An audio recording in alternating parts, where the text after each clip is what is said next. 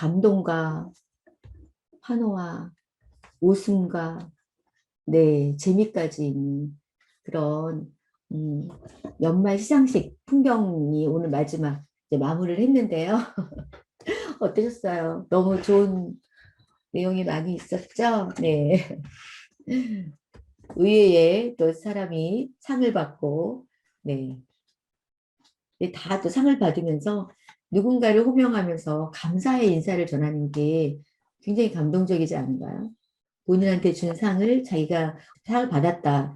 누구 때문에, 누구 덕분에 제가 이 상을 받게 되었습니다. 라는 수상소감들이 다 이 안에 스며 있는 것 같습니다. 그리고 이제 달러구트 꿈백화점 직원들의 모습이라든지 표정이라든지 그 상상이 막 되죠. 우리가 소설을 낭독할 때는 사실은 이제 내가 옆에서 듣는 청자가 그거를 자기도 모르게 이렇게 상상할 수 있는 여지를 주는 게 굉장히 중요하거든요. 예, 그래서 이제 조금씩 등장인물이라든지 아니면은 그 배경을 설명할 때 그 느낌 표현이 굉장히 이 나레이터한테 중요한 부분이에요. 그래야 제대로 이제 상상할 수 있는 거를 또 같이 할 수 있기 때문에 근데 여기서는 그런 것들이 요소가 참 많이 들어간 부분인 것 같습니다. 우리 미진이 어떠셨어요? 어떤 부분이 제일 좀 마음에 닿으셨어요? 저는 오늘 읽으면서 음, 좀 전에 말씀하신 것처럼 연말 시상식을 상상하게 됐어요. 근데 요즘에는 작년부터 시19로 그런 시상식이 많이 없어졌잖아요.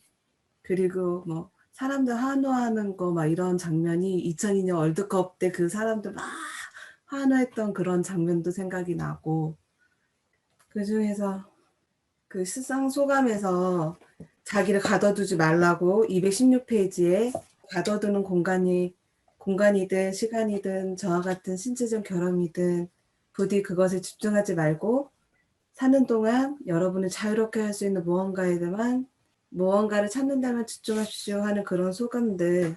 음, 조금 가정이라는 제 집순이었었거든요. 음, 그 가정에만 이렇게 충실하게 있다가 이렇게 그러니까 이렇게 밖으로 나오려고 할 때 그때 그런 감정들이 살짝 여기 묻어 있는 것 같았고, 또 하면서 좀 전에 칭찬 얘기하셨잖아요.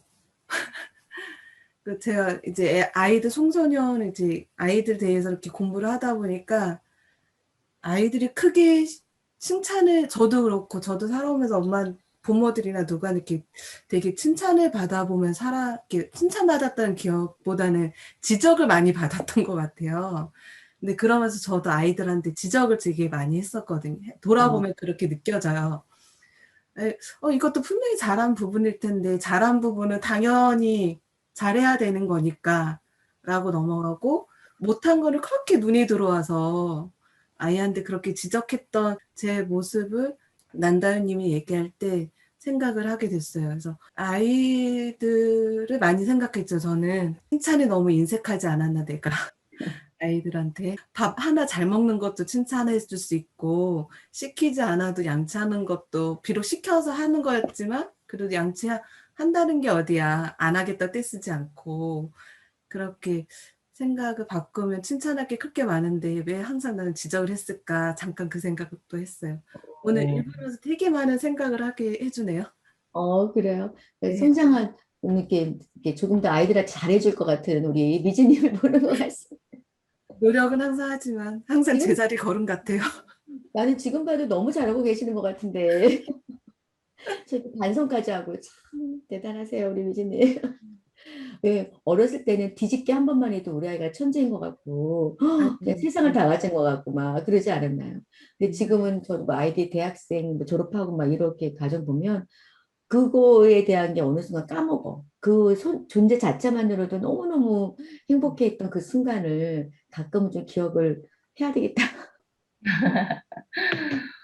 그러니까 굉장히 이 사회자가 발표하는 이런 그림들이 막 그려져요. 또 무슨 시상식의 레드카펫 막 이런 것도 생각하고 막 이렇게 그 의상들도 막 그려보고 하는데 되게 따뜻한 진행인 것 같고 음, 보면은 그 애니모라 반초가 니콜라스한테 이렇게 고마움 표현하잖아요. 집 앞에 걸어둔 뭐 이런 장작이나 이런 게 없었으면 못했을 거라고. 뭐 요즘 세상은 굉장히 경쟁 시대고 우리를 비춰본다면 어떻게 보면은 다들 경쟁 업체잖아요. 밖에 이제 마지막에 이게 시상을 하고 있지만 그 안에 이렇게 따뜻함들을 많이 보여주는 게 이 소설에서 우리들한테 느끼게 하는 게 많은 것 같아요. 그리고 뭐 킥슬럼버도 그 와슬링랜드한테 그렇게 자기의 그 영광에 그런 영감을 준 소감을 또 얘기하잖아요. 그런 부분 되게 따뜻하게 느꼈고 아까 미진님이 말씀하셨듯이 216페이지 전 여기 전체 부분을 지금 노란 줄로 다 이렇게 하면서 봤는데 이 책 전체를 표현하고도 남는 문장이라고 생각해요. 216페이지는 여러분을 가둬두는 것이 공간이든 시간이든 저와 같은 신체적 결함이든 부디 그것에 집중하라고 되게 느끼는 게 많고 또 그리고 이름 하나하나나 뭐 이런 것들이 되게 재밌고 이 작가의 상상력은 정말 어디까지일까 그 사회자 시상식의 진행자는 밤하디 한이었습니다 그러잖아요. 저 이거 한마디 한으로도 볼 뻔했어요. 이름들을 어떻게 이렇게 재밌게 짓는지 모르게 지었는지 이름만으로도 그 캐릭터가 생각나게 지었어요. 킥슬럼버, 뭐, 와, 슬립랜드, 슬립. 잠자는 뭐, 섬이잖아요. 뭐 이런 것들. 애니모라 반수, 니콜라스는 산타클로스? 막 이런 것처럼 이름이 부드럽게 넘어가고. 그래서 이 작가가 굉장히 천재적인 사람인 것 같다. 이런 부분에서. 어쨌든 클라우드 펀딩으로 이 책이 나왔잖아요.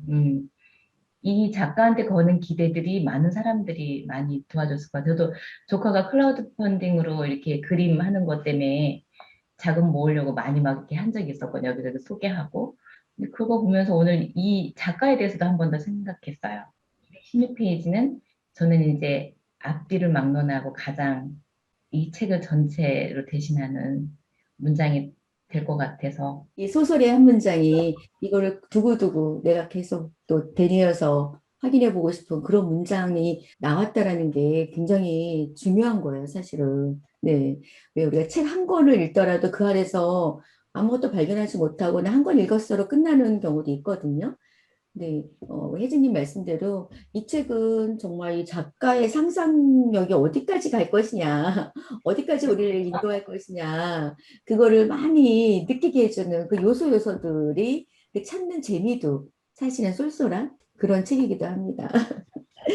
우리 승주님은 어떠셨어요? 저도 킵슬림버가 이제 해주는 이 수상 소감 인상적이었고, 저도 뒤에 216페이지 줄 쳤지만 215페이지 앞에도 밑에서 5번째 줄, 자유의 불안정함에 대해서 생각했습니다 하면서 이분이 몸이 좀 불편하잖아요. 꿈에서는 걷고 뛰고 날 수도 있는 저는 꿈에서 깨어나면 그러지 못했습니다. 바다를 누비는 번고래는 땅에서 자유로울 수 없고 하늘에 나는 독수리는 바다에서 자유롭지 못하죠. 정도와 형태의 차이만 있을 뿐 모든 생명은 제한된 자유를 누립니다. 말하는 부분에서 되게 감동적이었고 모든 생명은 자유로울 수 없다라고 그렇게 말하고 있는 것에서 저는 감동이 왔습니다. 요걸 조금 더 이제 내 느낌과 생각을 말하고 싶은데 정리가 잘 아직 안 됐네요. 느낌이 어떤지 알겠어요, 선생님. 네, 여기서 저도 빗줄을 쳤거든요. 네.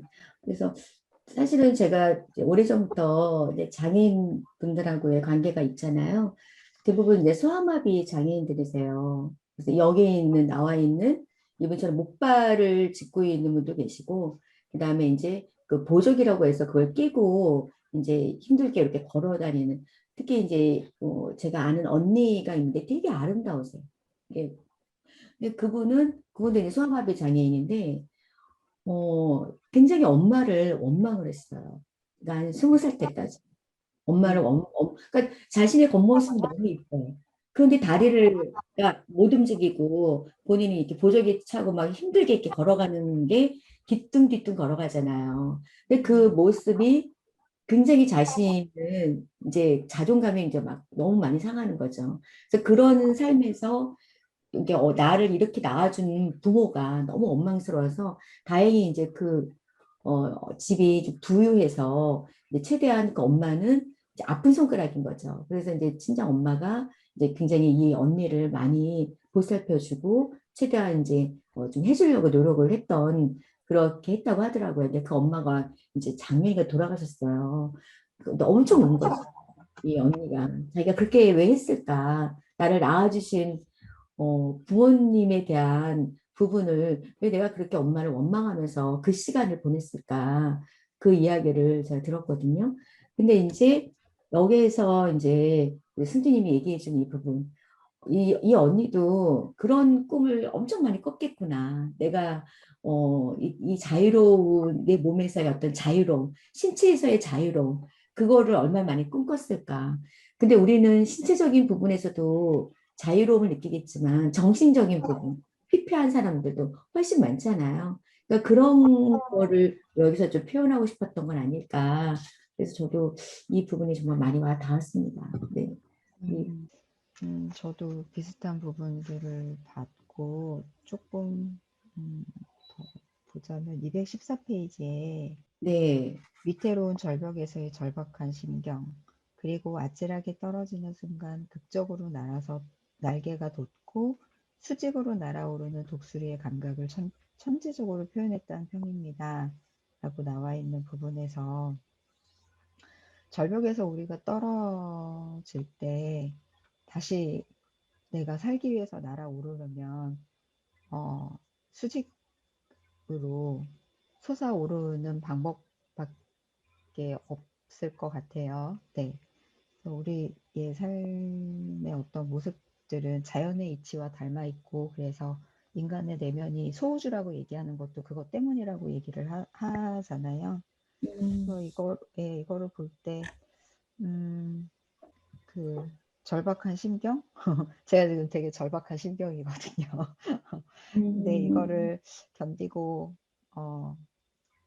버텨내면 수직으로 날아오르는 독수리의 감각이 나에게 깨우쳐지면서 날아오를 수 있을 것이다. 뭐 이런 다짐을 좀 하면서 저희 이거 처음에 낭독 어제 작년에 그거 있었었잖아요. 우리 연말 파티 막 이런 거 하면서 떠오르는 해 같이 보면서 저희 네. 해 사진에다가 된다 나는 된다 뭐 이렇게 꼭 될 것이다 이런 카드 같이 나눈 적이 네. 있었었거든요. 네. 그게 또 막 생각이 나면서 뭐, 네, 해내야 되겠다. 또 이걸 보면서 그런 다짐들을 좀 해봤습니다. 예전에 그런 말이 있었어요. 뭐, 한 발, 두 발, 바로 절벽이 내 앞으로 다가오는데 자꾸 나를 밀어낸다. 자꾸 절벽으로 이렇게 밀어낸다. 그 절벽에서 나는 떨어졌는데, 날개가 솟으면서 날았다. 그러니까 신은 날개를 주었다. 뭐, 이렇게 그런 내용의 그 짧은 문장이 있었던 것 같아요. 신은 그러니까 계속 어떤 절망만 주지 않는다는 거지. 그 신은 또 나에게 날개를 같이 준다는 거지. 그 내용이 이 부분에서 저도 좀 느꼈었거든요. 그러니까 어느 순간까지 극한으로 치닫지만 그 치닫는 부분이 거기에서 끝까지 내리꽂히진 않는다는 거지. 절벽에서 올라갈 수 있는 날개를 나한테는 있다라는 거.